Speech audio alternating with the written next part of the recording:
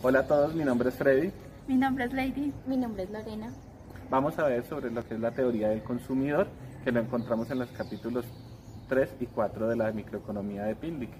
El objetivo de este video es ver cómo los consumidores asignan parte de su renta para los diferentes tipos de bienes o servicios para maximizar su bienestar. Vamos a abordar los temas de las preferencias, las restricciones presupuestarias, las elecciones y la demanda de los consumidores. Las preferencias de los consumidores son las razones por las cuales un consumidor prefiere un bien sobre otro. Existen en estas preferencias diferentes tipos de cestas de mercado, que son la lista o el conjunto de bienes o servicios que existen en un determinado mercado. Las cestas de mercado se basan en tres supuestos: el supuesto de la completitud, el supuesto de la transitividad y el supuesto de cuanto más mejor. El supuesto de la completitud habla de que el consumidor siempre sabe lo que quiere, si prefiere la cesta A de la cesta B. El supuesto de la transitividad habla acerca de cómo el consumidor si prefiere la cesta A de la cesta B y si prefiere la cesta B de la cesta C, por lo tanto va a preferir la cesta A de la cesta C.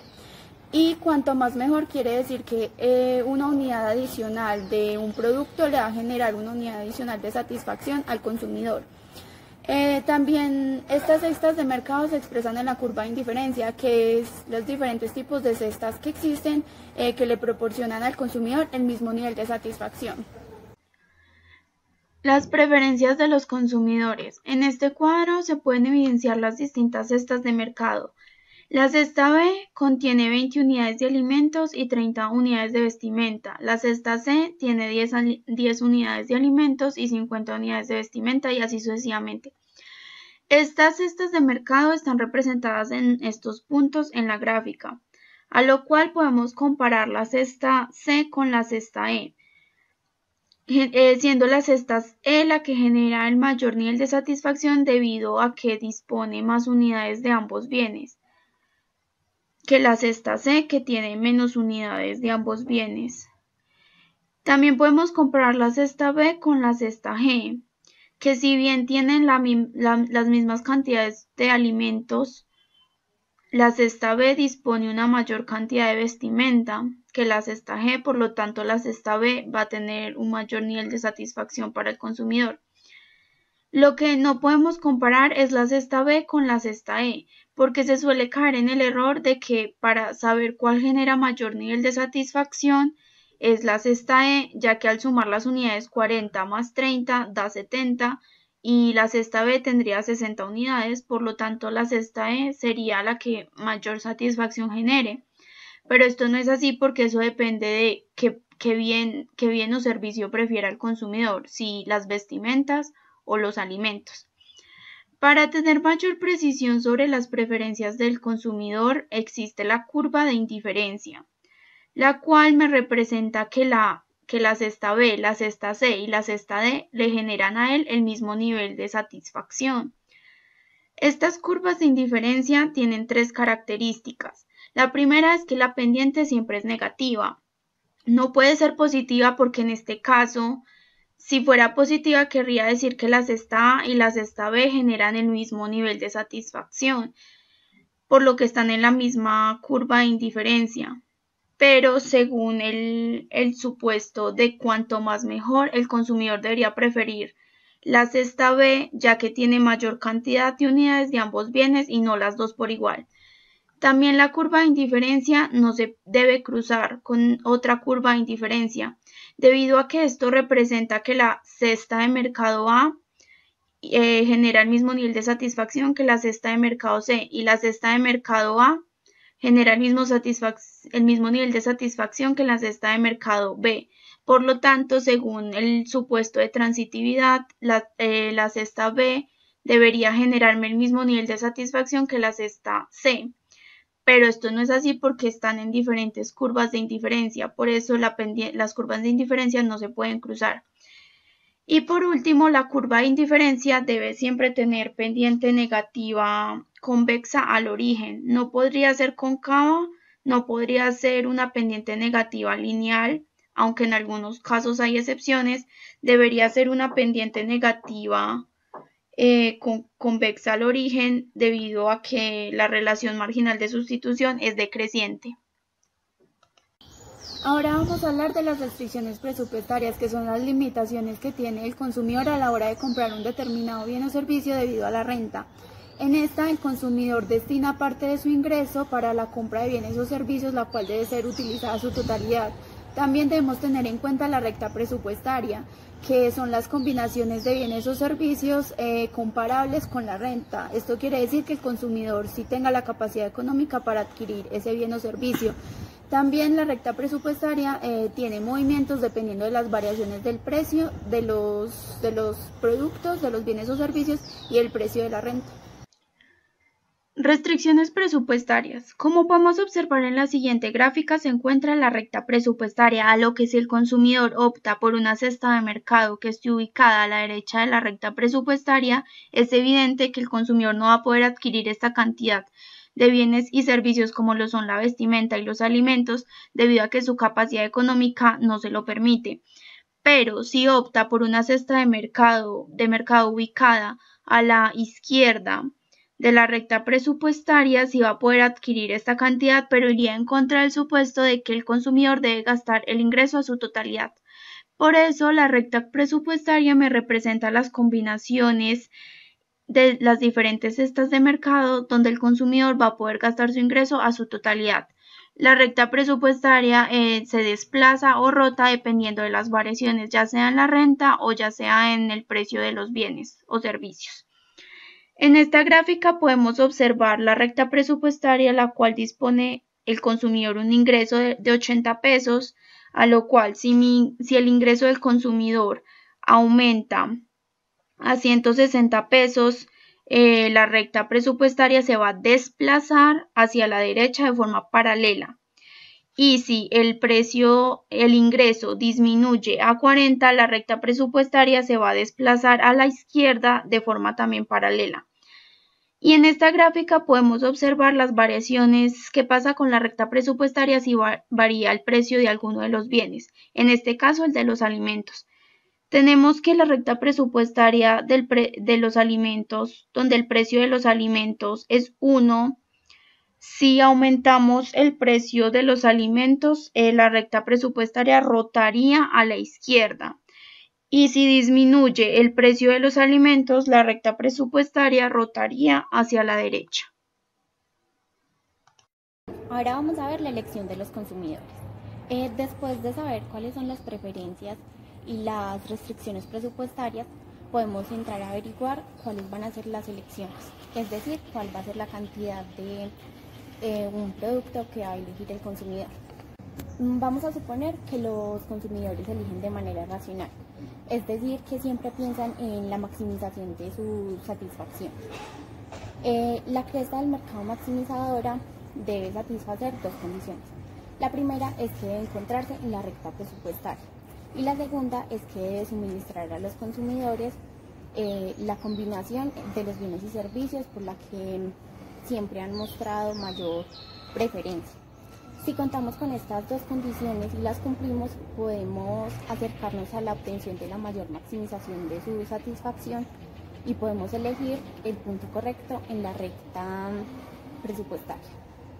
A lo largo de la teoría del consumidor nos hemos dado cuenta que las preferencias determinan las decisiones de los consumidores, pero hay un punto que nos dice todo lo contrario. Ese punto se llama preferencia revelada. Lo que pasa aquí es que cuando tenemos las decisiones de los consumidores podemos llegar a darnos cuenta cuáles van a ser sus decisiones. Esto teniendo en cuenta una cantidad considerada de decisiones y la variación de los niveles de renta y del precio. En la cesta de mercado D podemos ver que el consumidor desearía obtener ambos productos, pero dadas sus condiciones y sus restricciones presupuestarias no es posible. Por lo tanto, la cesta C es en donde el consumidor maximiza su satisfacción. En este punto, la recta presupuestaria y la curva de indiferencia U2 son tangentes y no es posible alcanzar ningún nivel de satisfacción más alto que este. Ahora vamos entonces a ver lo que hemos visto de teoría del consumidor aplicado a lo que sería ya la demanda del individuo.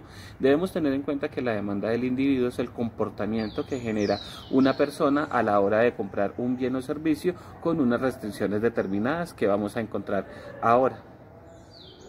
La demanda del individuo. En este apartado vamos entonces a analizar un poco cómo es el comportamiento en la curva de demanda de un individuo cuando se enfrenta a restricciones presupuestarias. Para eso vamos a suponer entonces que en nuestro mercado tenemos dos bienes. Tenemos el bien del vestido y el bien de los alimentos. Entonces inicialmente encontramos esta gráfica A, donde vamos a poder encontrar el comportamiento en el consumo con respecto a un aumento o disminución del costo de los alimentos. Teniendo en cuenta esto, vamos entonces a suponer que el precio de los alimentos es de 1 y el de los vestidos es de 2. Cuando el precio de los alimentos es de 1 y los vestidos de 2, este consumidor estaría dispuesto a comprar 12 unidades de alimentos y 4 unidades de vestido. Entonces, con esas unidades de compra encontraríamos este punto B, que es el punto donde él va a maximizar su satisfacción personal con el nivel o la restricción presupuestaria de $20 que tenemos en este ejemplo. Que pues si vemos este punto B va a coincidir con el punto F, que pues es la gráfica B donde nos encontramos una gráfica precio-demanda, donde pues vamos a observar que para un precio de 1, este consumidor estaría dispuesto a consumir 12 unidades de alimentos. Entonces, teniendo en cuenta esto, vamos a suponer que incrementamos el precio de los alimentos de 1 a $2. En ese caso, pues si volvemos a la parte B de la gráfica, encontramos que cuando el precio de los alimentos es de $2, el consumidor estaría dispuesto a adquirir 4 unidades de alimentos. Entonces, volviendo a nuestra gráfica A, vamos a observar que con este nuevo incremento del precio de los alimentos, pues se va a generar un desplazamiento hacia la izquierda en la curva de demanda de los alimentos.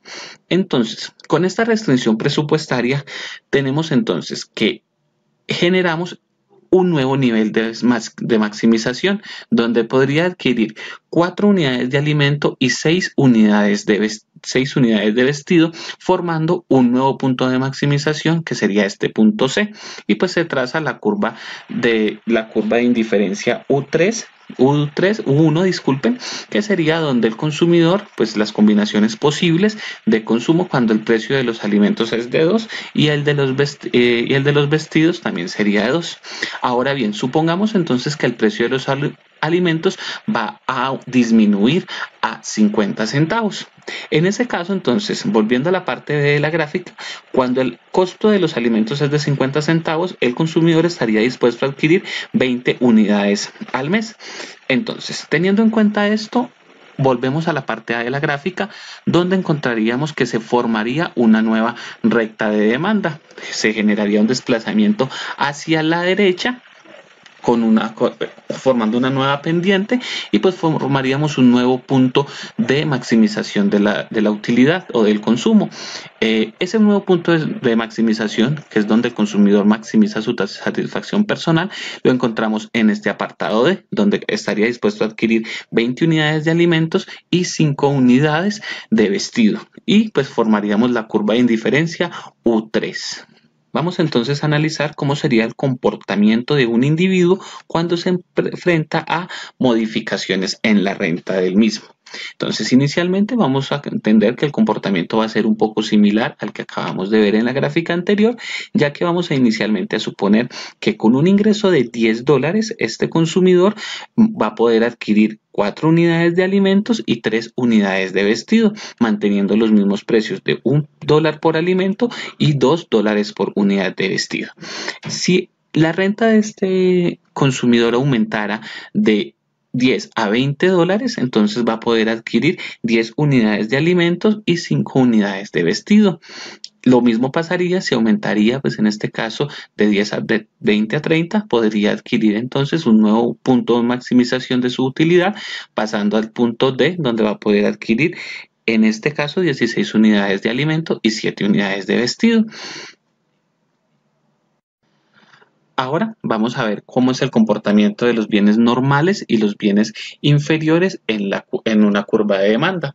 Recordemos entonces que los bienes normales tienen pendiente positiva porque a mayor es el ingreso o la renta del consumidor, mayor es su consumo, mientras un bien inferior, a mayor es la renta del consumidor, menor es el consumo. Tenemos entonces esta gráfica donde vamos a poner un ejemplo con bistecs y hamburguesas. Encontramos entonces que para esta curva de demanda del punto A al punto B, ambos se van a comportar como bienes normales. A mayor cantidad de ingreso, eso mayor es la cantidad de consumo de uno y de otro. Sin embargo, vamos a ver que del punto B al punto C, las hamburguesas ya pasarían a ser bienes inferiores. A mayor capacidad de ingreso, pues en este caso menor va a ser, pues en este caso, el consumo. Y pues vamos a poder ver que va a tener una curva o una pendiente negativa. Y precisamente este comportamiento lo vamos a ver detallado pues en lo que son las curvas de Engel, que encontramos en esta curva, pues en este caso que los bienes normales, pues en este caso una mayor capacidad de ingreso, pues mayor va a ser el consumo, y pues lo podemos ver en esta gráfica B con respecto a las hamburguesas. Vamos a detallar entonces que funciona un bien normal de 5 a 10 hamburguesas con un nivel de ingreso de 10 a 20, pues aumenta el consumo. Sin embargo, ya cuando pasa o aumenta el ingreso de 20, pues en este caso se convierten las hamburguesas en un bien inferior, puesto que a mayor es el ingreso, menor es el consumo. Y pues es precisamente lo que nos explican las curvas de Engel, que pues en este caso un bien, dependiendo de la capacidad de ingreso, puede ser un bien normal y luego pasar a un bien inferior. Recordemos entonces que el efecto renta y el efecto sustitución se da por la disminución del precio de uno de los bienes del mercado. En este caso, entonces vamos a analizar el efecto renta en esta gráfica que nos pone el libro de Pindic, donde vamos a encontrar que el efecto sustitución lo vamos a encontrar en el apartado A1 al punto E, debido pues a que por una disminución en el precio de uno de los bienes se presenta una mayor capacidad demandada del bien. Entonces que pues en este caso sería más económico. Eso es el efecto sustitución. Y el efecto renta lo vamos a poder encontrar en el apartado E a A2, puesto que el individuo tiene una mayor capacidad de poder adquisitivo y va a adquirir pues en este caso una mayor cantidad pues en este caso del bien que se encuentra al mismo costo, trazando pues en este caso una línea imaginaria, una línea presupuestaria imaginaria, que es la que vemos punteada en azul, puesto que el individuo tendría la noción de tener una mayor capacidad adquisitiva. Bueno, como les acaba de indicar, pues las demandas del mercado, pues las vamos a encontrar acá, pues en este caso, teniendo en cuenta que es la sumatoria de las demandas del mercado de cada uno de los individuos. Lo podemos observar en esta gráfica que pues, nos permite sumar las demandas de cada uno de esos individuos en sus diferentes puntos y vamos a encontrar la curva de demanda del mercado. Bueno, compañeros, esperamos les haya quedado clara la teoría del consumidor y sus efectos en el mercado. Chao. Chao. Chao.